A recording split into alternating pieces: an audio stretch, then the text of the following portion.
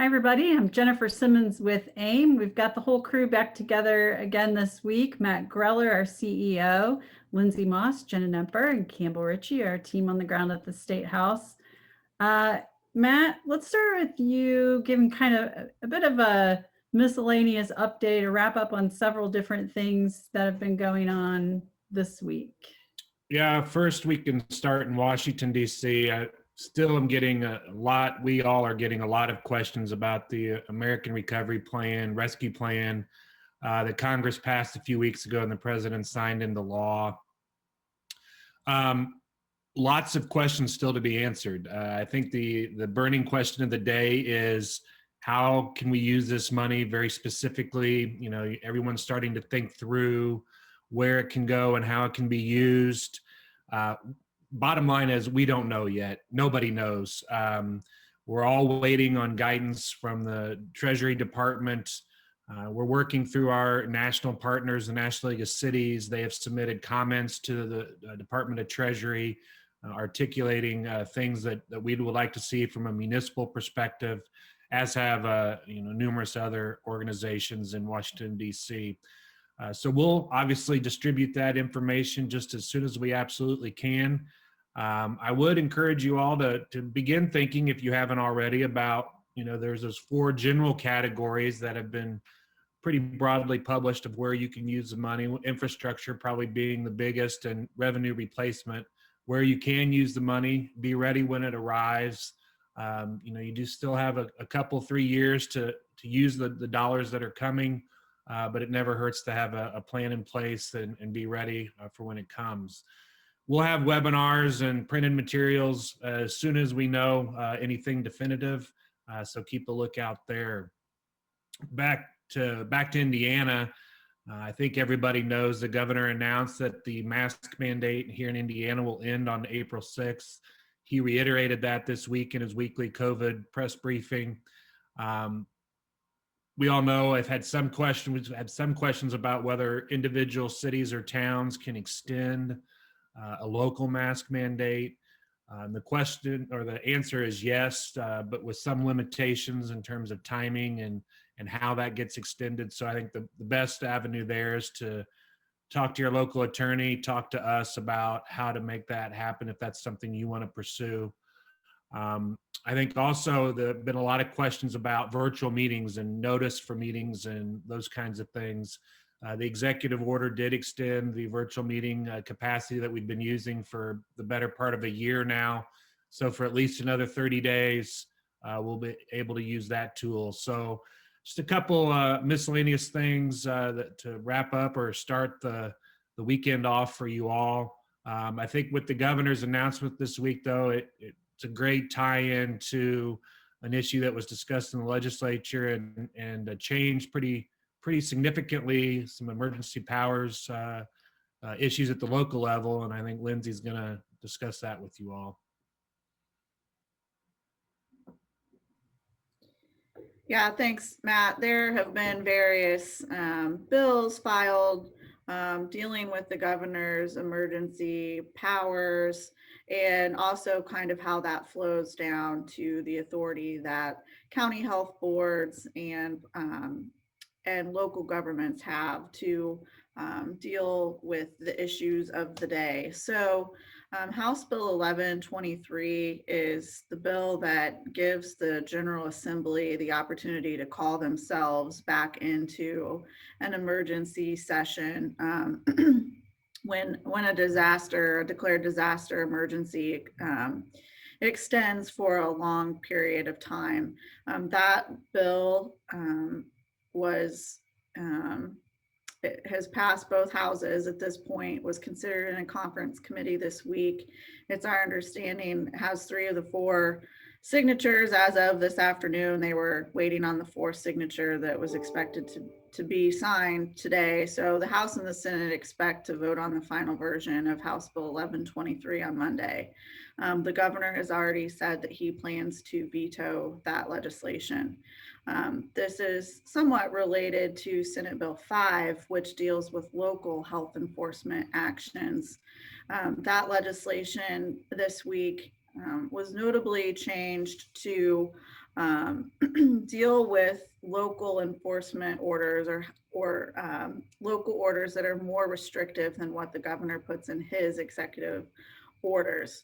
So under Senate Bill 5, as it currently stands, in order to be more restrictive, the legislative body, so the county commissioners for a county health department or the city council for a city health department, would have to vote to approve any order that's more stringent than the governor's executive orders. So this has been a concept that's been talked about. At one point it was in House Bill 1123, but got moved over to Senate Bill 5 this week. That bill is not a done deal yet, and it's on second reading in the House where it can still be changed. And it kind of remains to be seen at this time whether the Senate will agree with those changes, assuming it does pass the House as well. So that's still an open topic of discussion, but as of right now, it will take local legislative body approval in order to have anything more stringent than the governor's executive orders. And Lindsay, that's I should have said this earlier, but that's a good point for everybody to take into account. Leadership has already said that they're going to come back into a special session later in the summer to deal with redistricting. So if there is a veto by the governor or what might happen, it's very likely that the legislature will take that up during that time as well. So while the legislature may be heading out of town here in the next couple of weeks, it's likely to carry over this time into the summer. All right, Lindsay, let's leave you on the hot seat for a second and talk about small cells, which we've talked about a lot this session, actually the last several sessions. We saw a little bit of positive movement on House Bill 1164 this week. Yeah, so House Bill 1164, in addition to the small cell 5G language that's in there now, it has various other telecom related provisions, including some really concerning language about access to rights of way by providers in particular. We've been negotiating and working with stakeholders on that language. It wasn't in a great place. It was better than it was in the introduced version. We were continuing those negotiations and those conversations, but the bill author made a decision this week to just completely remove that section from the bill. So that's great news. He does remain committed to trying to get something done next year, but that gives us the summer to work with the other stakeholders to maybe find a more acceptable path forward.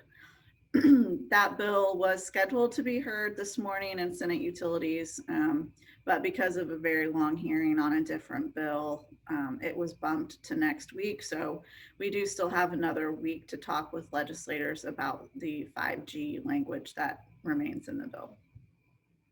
Thanks. Jenna, let's talk a little bit about sort of a good example for why we always caution our members that nothing is really ever dead until the end of the session, right? So we're experiencing a little bit of that on the eminent domain bill that we've talked a lot about this session.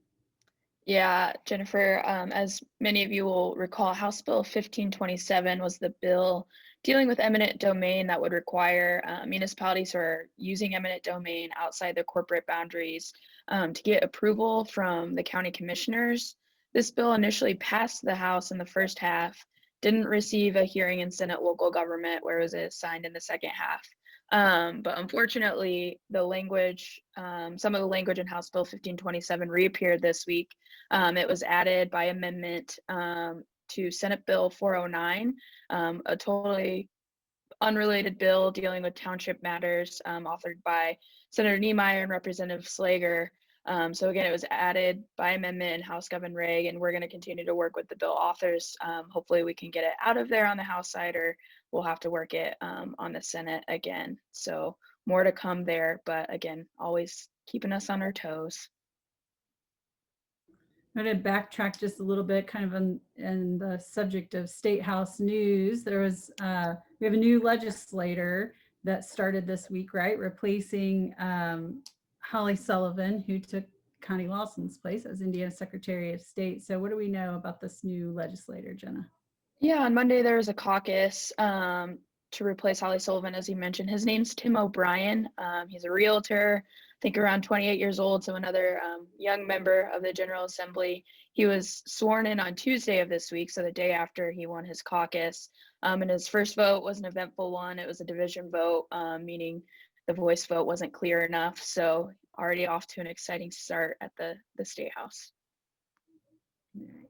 Campbell, you've kind of become our budget guru. You've talked actually more this session than most budget writing sessions about what's going on in the state budget. So what's the latest in terms of those negotiations? Yeah, so over the last 2 weeks or so, the Senate has been holding their budget hearings and determining what it is they're going to be doing with the budget. Always in the budget, there are lots of big issues of uh, school funding being the most notable one, and there were big changes made to that by the House, so there was a lot of discussion of that on the Senate side.